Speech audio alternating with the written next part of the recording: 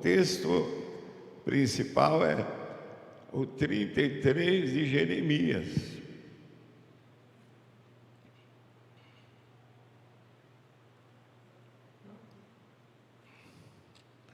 Capítulo 33, versículos 2 e 3. Capítulo 33 de Jeremias, versículos 2 e 3. Eu vou ler o 1 também. Veio a palavra do Senhor a Jeremias, segunda vez, estando ele ainda encarcerado no pátio da guarda, dizendo, quer dizer, ele estava preso. Deus está falando com ele, preso. Assim diz o Senhor, que faz estas coisas, o Senhor que as forma para as estabelecer. Senhor é o seu nome. Você vê a insistência do Senhor na sua palavra, para que a gente reconheça que Ele é quem está falando. E não é um Deus qualquer, é o Senhor dos senhores. Eu estou lembrando da Coreia do Norte, eles têm 300 milhões de deuses, 300 milhões. O Senhor é um só. E aí, o versículo 3 diz, invoca-me e te responderei. Anunciar-te-ei coisas grandes e ocultas que não sabes. Os resultados da oração são que jamais conhecemos. A gente ora e de repente Deus faz algo que a gente nem espera. Está dentro desse texto.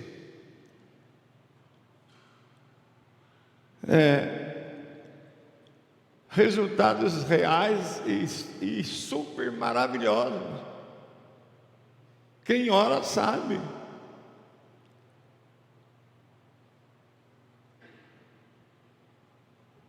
Nós podemos experimentar impressionantes bênçãos de Deus que jamais conhecemos. Foi o que o Senhor prometeu ao profeta Jeremias, que nós lemos agora. Invoca-me e te responderei. Clama a mim e eu responder-te-ei e mostrar-te-ei coisas grandes e poderosas que não conheces.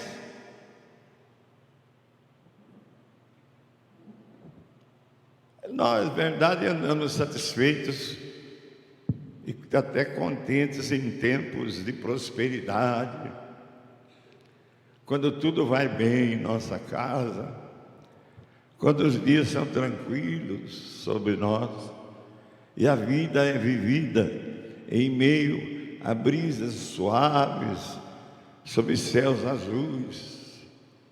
Mas quando as coisas se complicam, as nuvens se tornam densas e escuras sobre nossas vidas, como aconteceu com Jeremias. Pela segunda vez Deus está falando com ele, pela segunda vez, na prisão, na corte, em meio às aflições em que estava passando. Em situações como estas, nada é suficiente, exceto assim diz o Senhor. Com exceção quando Deus fala, nos momentos difíceis, e Deus fala e nós ouvimos. E Deus falar é o que basta para todos nós, é ouvir o Senhor. Eu fico muito preocupado com a igreja nesses tempos, E fico procurando ouvir Deus falar sobre essa situação. E quando não há nenhum jeito, a única esperança é procurar ouvir o que Deus tem a falar conosco nesses tempos em que estamos vivenciando. Quanto à igreja, eu vou lembrar algumas coisas aqui. Embora sempre haja avanços na obra missionária, existem realmente dificuldades.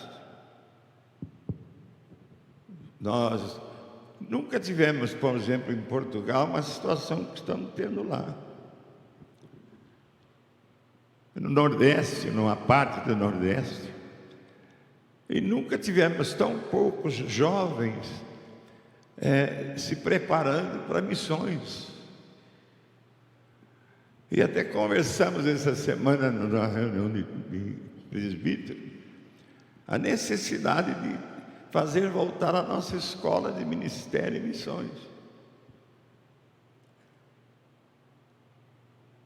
E isso nos faz intensificar as nossas orações para atender a demanda de plantar igrejas, de formar novos grupos familiares nas casas, de levantar um número maior de líderes. É preciso orar e orar por mais prontidão para o ministério de vigilância. Quanto à volta de Cristo, parece que há uma despreocupação.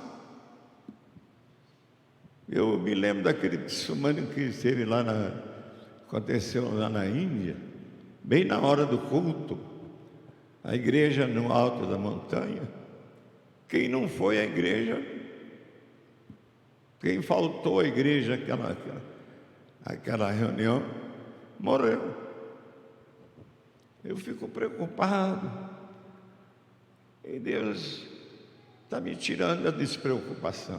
Por exemplo, tem 10 ministérios aqui que não compareceram hoje.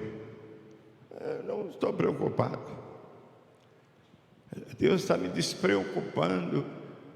Deus está me preocupando mais com quem vem, com quem está presente, com quem entende que não pode faltar no culto.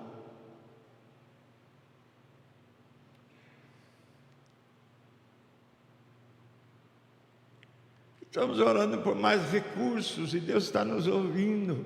Chegamos a ficar devendo 67 mil reais do aluguel desse salão. Já pagamos, já acertamos tudo.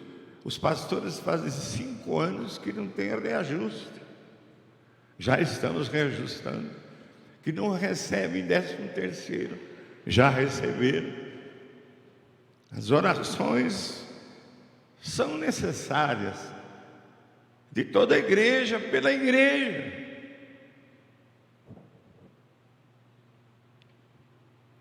Por essas razões e outras que eu não vou mencionar, a Neilida me referiu, a hora que chegou disse: fulano, que eu não estou vendo há tempo. O que será? Não se preocupa visitar.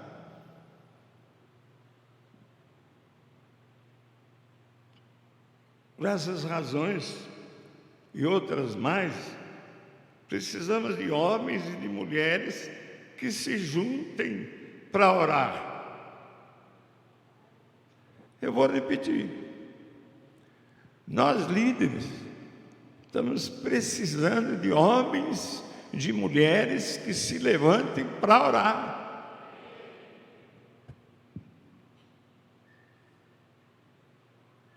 Para orar pelos seus pastores, pelos seus presbíteros, pelos cooperadores, pelas lideranças dos grupos familiares. Tanta coisa que precisamos orar por elas.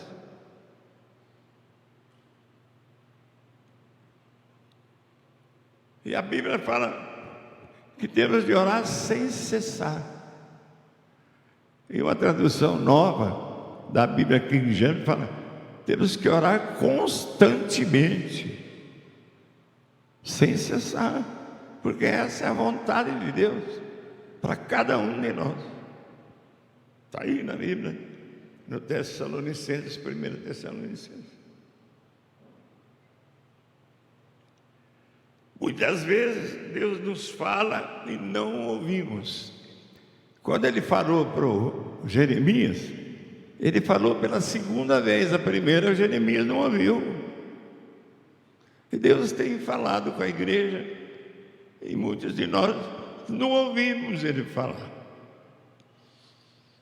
Ele é tão bom, tão misericordioso, que Ele repete, insiste, fala e torna a falar. A palavra de Deus veio pela segunda vez a Jeremias, quando ele estava na prisão. Invoca-me, te responderei, clama a mim, anunciar-te-ei coisas grandes e ocultas que você nem sabe. Estão aí ordens claras de nosso Deus. Clame a mim, invoca-me. Está falando nós hoje, não é o Jeremias.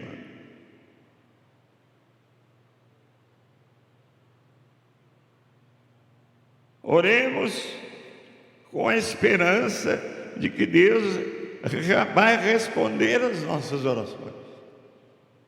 Adotemos a visão de William Carey: espere grandes coisas de Deus e tente fazer coisas grandes para Deus.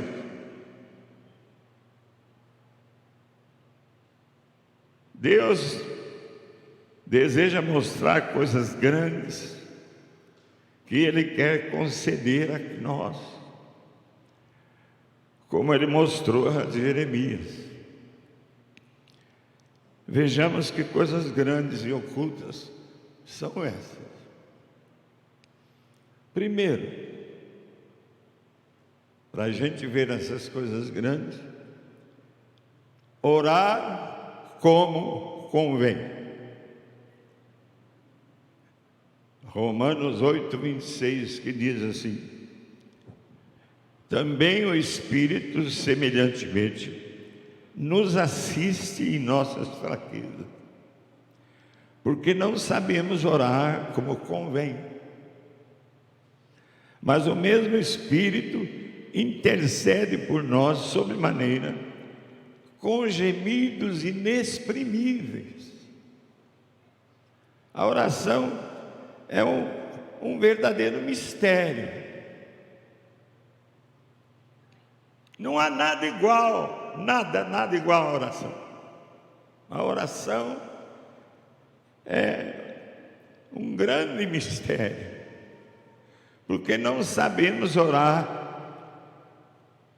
E nós, seres criados, somos postos pelo Espírito Santo em perfeita comunhão com Deus, o Criador de todas as coisas. Como se houvesse uma ponte de ligação entre o Deus poderoso e nós, como crianças fracas e incapazes. O Espírito Santo nos ajuda em nossas orações, mas é preciso orar para Ele ajudar. Nos dá assistência contra todas as oposições e nos sustenta contra todos os inimigos, e particularmente em nossa fraqueza e debilidade. A oração é uma verdadeira relação familiar com o Pai, o Filho e o Espírito Santo. As três pessoas divinas. Há uma distância, irmãos, entre o infinito e o finito. Você sabe onde está Deus na hora que você ora? Em que distância Ele pode estar?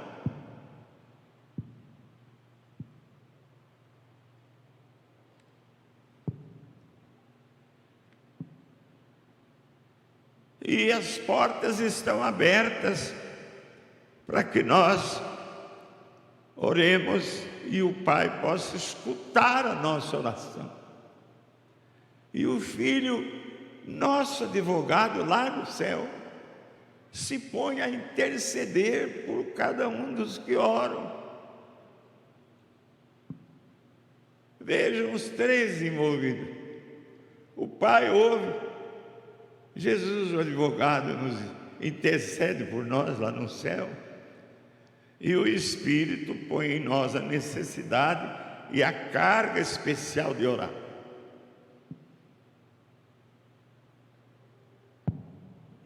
Vamos para a cidade, minha filha, ficar lá na casa do Ed, que está sozinho.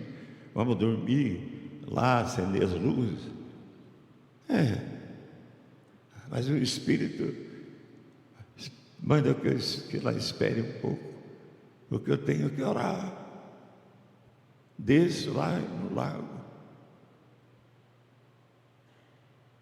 porque o Espírito insiste que eu tenho que orar. A primeira coisa na vida de um pastor é orar. E orar. Mas, no entanto, nem sempre a gente entende essa carga que o Espírito passa para nós de precisarmos orar. O Espírito então intercede por nós aqui na terra, porque o advogado intercede lá no céu, que é o Filho, e o Espírito agora intercede por nós aqui na terra, dirigindo as súplicas a Deus com gemidos inexprimíveis. Deus, o Pai, sempre esquadrinha os nossos corações e escuta, não os nossos clamores fora da sua vontade, mas Ele escuta sim a assistência do Espírito Santo em nós, a quem o Senhor reconhece como nosso verdadeiro guardião e guia. Deus concede segundo os gemidos inexprimíveis do Espírito, e não meramente segundo as palavras oriundas de nossos fracos impulsos.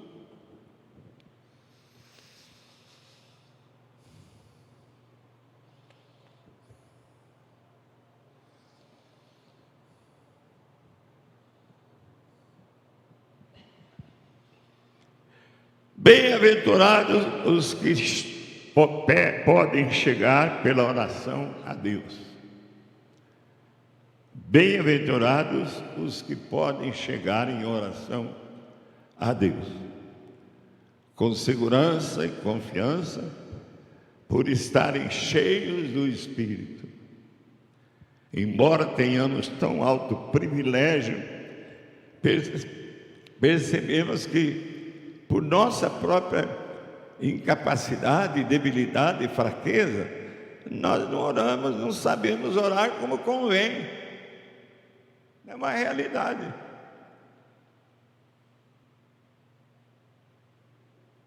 Segundo ponto, para obter coisas grandes que Ele está nos prometendo, orar com propósitos.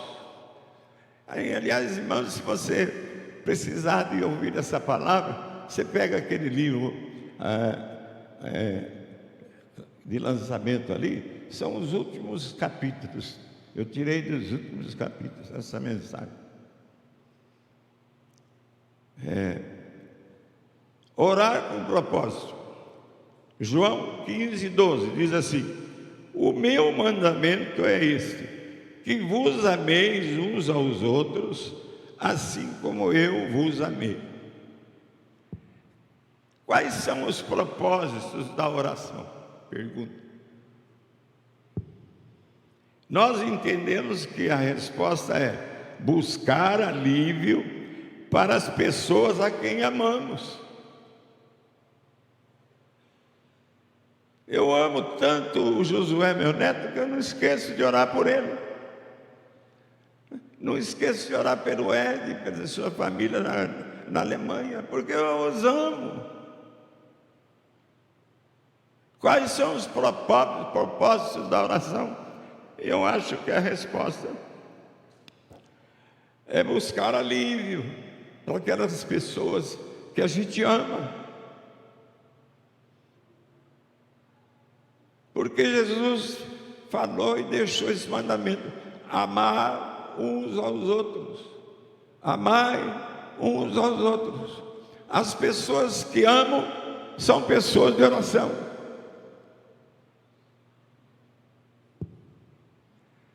Porque quem ama, ora.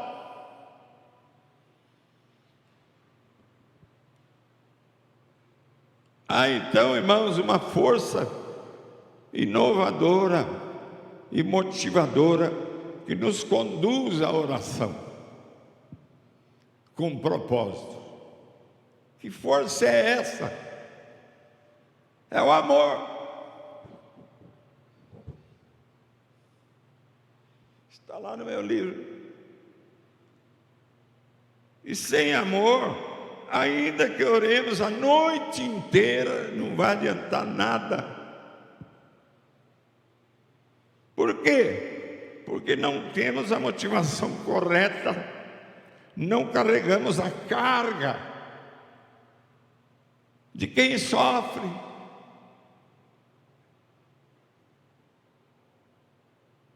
Se oramos por amor às pessoas, Deus responde a nossa oração.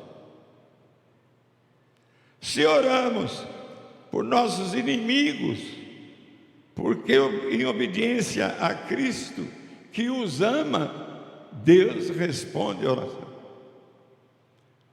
Se oramos por aquele que Deus ama, Deus responde a nossa oração. Então, o propósito da oração é o amor. Deus se espanta quando não oramos.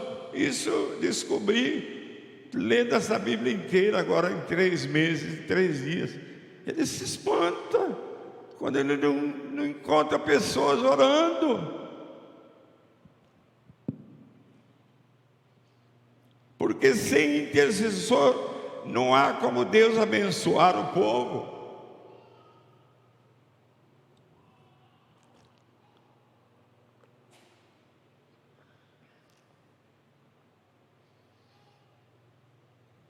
Isaías 59:16 fala assim: o Senhor viu que não havia nenhum homem.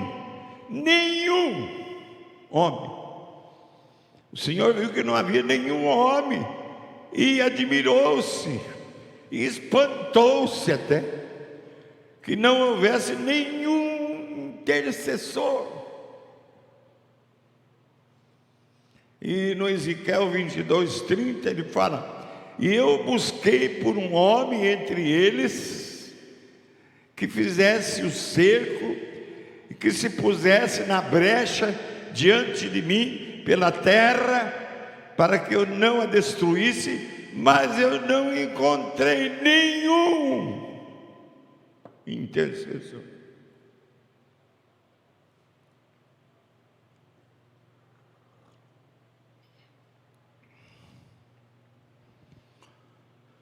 Portanto, um dos propósitos mais caros da oração é satisfazer o nosso maravilhoso Deus.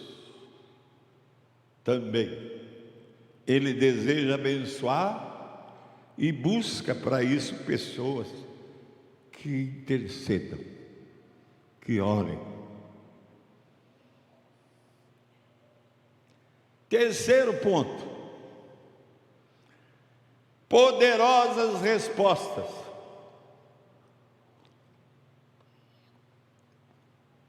Lógico que eu só vou dar 2 ou 3, porque você, lendo aqui, você vê, é uma coisa extraordinária as respostas das orações.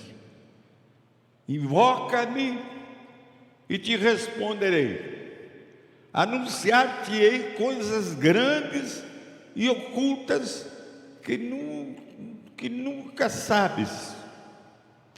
O nosso clamor, irmãos, convida e garante a resposta de Deus. Podemos afirmar como Davi: com a minha voz clamo ao Senhor, e Ele do seu santo monte me responde. Os homens e as mulheres do Velho Testamento, leia para você ver, oravam.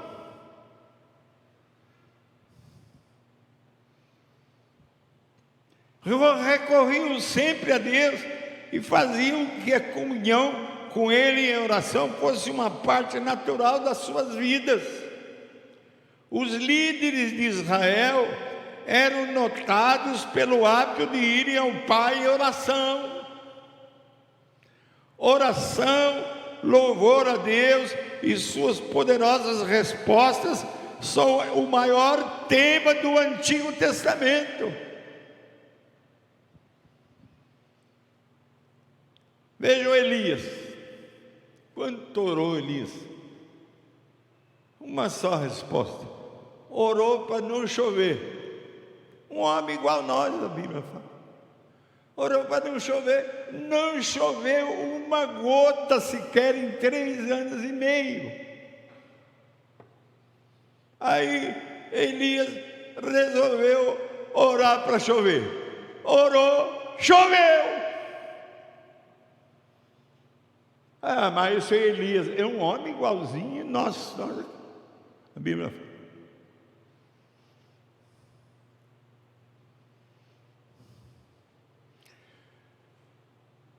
Josué 10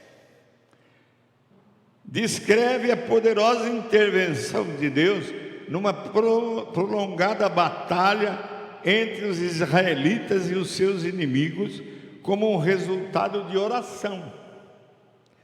A noite estava chegando e os israelitas viram que eles precisavam de algumas horas a mais para poder manter a vitória que estavam tendo. E Josué, valoroso homem de oração, interveio em oração ao Senhor. E então Josué falou ao Senhor no dia em que o Senhor entregou os amorreus nas mãos dos filhos de Israel, e disse na presença dos israelitas, Josué, orando: sol, detém-se em Gibeão, e tu, lua, no vale da Jalom. E o sol se deteve e a lua parou, até que o povo se vingou dos seus inimigos. Não está escrito no livro do justo: o sol, pois, se deteve no meio do céu e não se apressou a pôr-se quase um dia inteiro. O Senhor assim atendeu a voz de um homem em oração. Eu podia continuar aqui. O Eliseu, a sunamita, aquela que não tinha óleo, só tinha um pouquinho de óleo. A Ruma vai pedir, como é que chama as vasilhas? As panelas, cheia de panela. Vai pedir para os vizinhos, botijas, vamos dizer assim, panela, e põe esse óleo que você tem, vai pôr, e foi enchendo, ele foi pedindo, até que acabaram as vasilhas e o óleo não acabou. E tem tanta coisa que Deus está prometendo para você e para mim. Invoca-me e te responderei, e anunciar-te em coisas grandes, ocultas até que você nem sabe. Vejam bem, Deus faz coisas grandes, milagres e respostas às nossas orações. E ele diz: porque para Deus não haverá impossíveis em todas as suas promessas.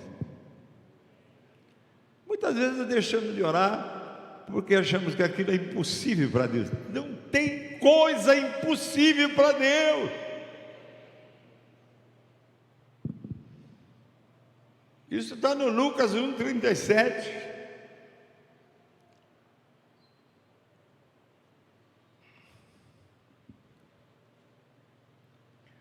Concluo, irmãos. Oração realmente é um tema assim repetitivo. Eu sempre, pastor Abílio, agora só está falando de oração. Talvez seja mesmo. Embora vital para a vida como um todo, não levamos suficientemente a sério esse importante meio de graça de Deus para conosco.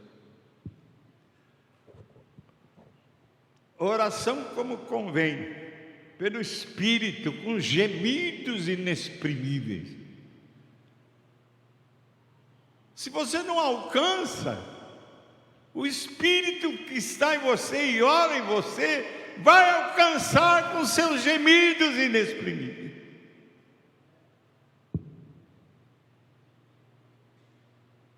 E aquele que sonda os corações, que é Deus Pai, sabe qual é a mente do Espírito, porque segundo a vontade de Deus é que Ele intercede pelos santos. Romanos 8:27. Invoca-me e te responderei. Os resultados da oração, irmão, são reais e maravilhosos. Nós podemos experimentar impressionantes bênçãos de Deus que jamais conhecemos. Foi o que o Senhor prometeu ao profeta Jeremias: invoca-me e eu responderei, anunciar-te-ei coisas grandes e ocultas que não sabes. Quais são essas coisas grandes? Estão aí, ordens de nosso Deus,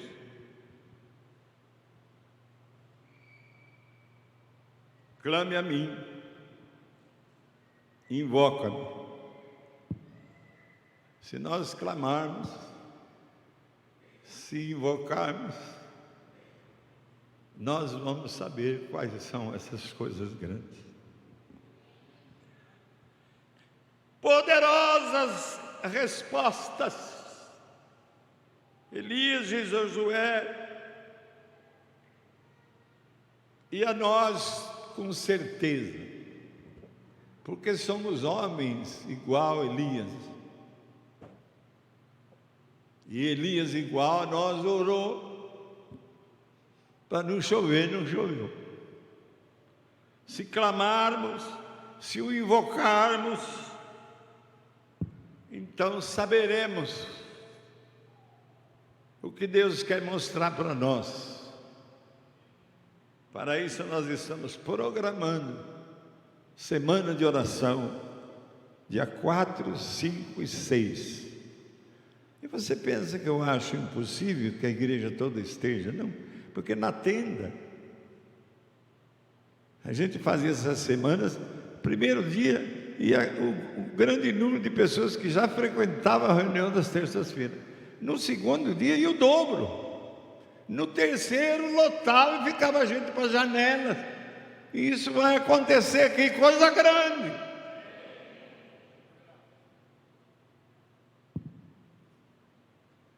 Anote, dia 4, 5 e 6 de fevereiro, semana de oração aqui. E no dia 7, uma vigília aqui, às 8h30, para terminar um pouco mais cedo. Amém, irmãos? Então, essas coisas grandes, nós vamos descobrir que Deus tem para nós. Orando, sem cessar, orando constantemente. E estou vendo alguns que estavam viajando, estão voltando. Nós só vamos ter a igreja lotada depois do carnaval, porque tem muita gente viajando de férias. Eu mesmo, com o Neide, ainda não viajei, preciso viajar um pouco para descansar, livrar um pouco das coisas comuns do dia a dia. Então, bate no irmão aí, bate na irmã, bate na irmã, bate na... Oh, você aí, bate no irmão aí, bate na irmã aí, bate. Você viu o que Deus falou? Invoca-me e te responderei, e farei coisas grandes que nem conheces e ocultas, em nome de Jesus. Amém e amém. tvcmc.com.br é o nosso canal para compartilhar o Evangelho do Reino de Deus e o senhorio de Jesus Cristo.